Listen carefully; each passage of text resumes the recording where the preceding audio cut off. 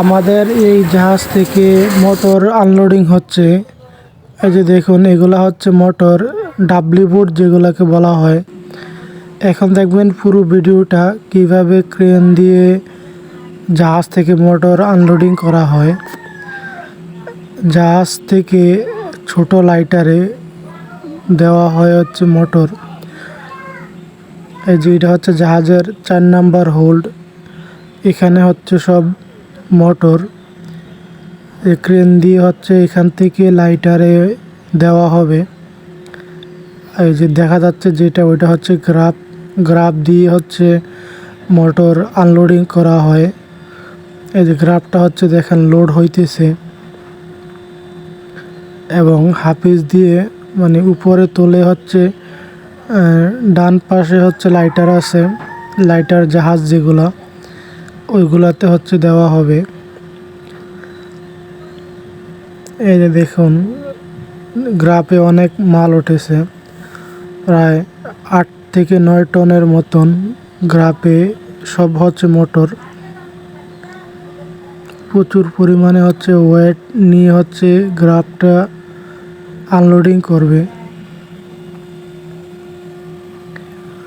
আর দেখা যাচ্ছে হচ্ছে জাহাজ, আর ওই সামনে দেখা যাচ্ছে আরেকটা লাইটার, এবং অনেক বড় হচ্ছে এই জাহাজটা।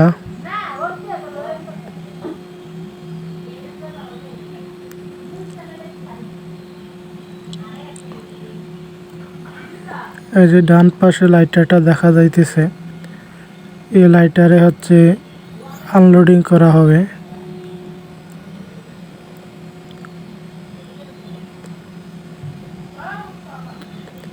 এই যে দেখেন,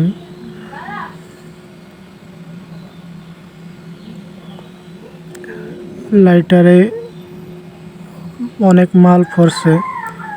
এত অল্প কিছু কয়েক গ্রাফ দিলে হচ্ছে পিছনের হ্যাজ লোড হয়ে যাবে। এই যে গ্রাফ রিমোটের মাধ্যমে হচ্ছে কেটে দিছে। রিমোট নিচে একজন লোক আছে, ওনার কাছে হচ্ছে রিমোট থাকে। আর আমরা হচ্ছে বঙ্গোপসাগরে হচ্ছে কার্গো আনলোডিং করতেছি। বঙ্গোপসাগরে হচ্ছে কার্গো আনলোডিং করতেছি আমরা। এই যে দেখেন, গ্রাফটা হচ্ছে মিলে গেছে রিমোট দিয়ে কাটার পর।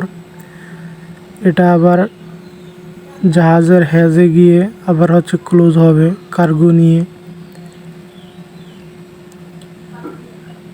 এভাবে করে হচ্ছে কার্গো আনলোডিং করা হয়।